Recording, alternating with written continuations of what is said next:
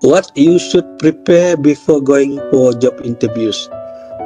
Display your best self. Display your best self ni ialah your preparation. Your preparation tu bukan hanya your attire, tapi persediaan you akan di interview. Bukannya you akan pergi shopping, bukannya you pergi tengok movie. Itu maksud dia display your best self. Kedua, appearance and etiquette. Ini pakaian, tingkah laku. Jadi kalau kamu interview di satu dewan yang besar, mencari pintu, adakah kamu perlu ketuk pintu dewan itu? Mustahil, jaranglah orang ketuk pintu kalau dewan besar kan. Kalau bilik barulah diketuk pintu, dan pintu diketuk kalau bertutup.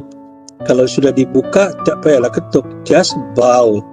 Dari pintu, ingatlah last time I told you all, kalau masuk, the minute kamu masuk dan orang nampak kamu bow.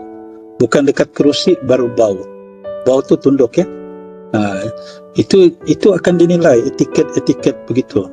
And then kalau boleh, before kamu masuk tu, kamu pergilah showroom ke washroom.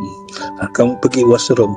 Atau kamu baru last minute makan nasi kan, ada sebutir nasi di ujung kamu punya bibir tu kan.